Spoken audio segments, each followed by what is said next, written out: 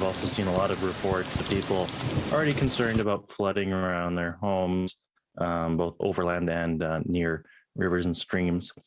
So the flooding has already begun in many ways. It's raining, it's pouring, but is the old man snoring? Probably, to avoid being in this rainstorm. As major rainfall continues to pour, the province has issued an overland flood warning for southern Manitoba. The province announced today that it will be activating the Red River floodway to control and manage water levels in Winnipeg. In a news release, the province says overland flooding occurs when water on the ground surface does not have sufficient time to flow into rivers and streams, potentially causing flooding of low-lying areas, roads, and properties. We already see the rivers are high, and the Flood Forecast Center in Manitoba has issued a new outlook calling for river levels to rise up near or above the levels that they were earlier in the spring.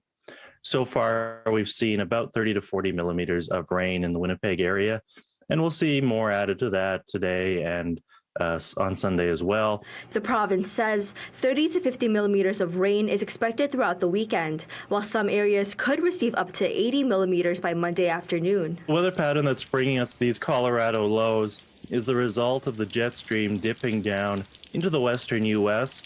When it does that, it develops what we call a trough in the jet stream, which is a big area where it's dipped well to the south. Despite an overland flooding concern, Kaler says the rain is welcome for those working in agriculture because of the severe drought they experienced last fall.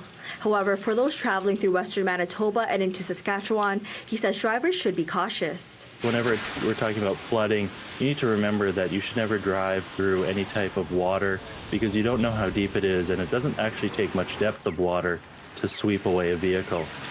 So there's a phrase called turn around, don't drown. If you see water, you want to not drive through it and go back and find a different route. In Winnipeg, Breanna Marcelo, City News.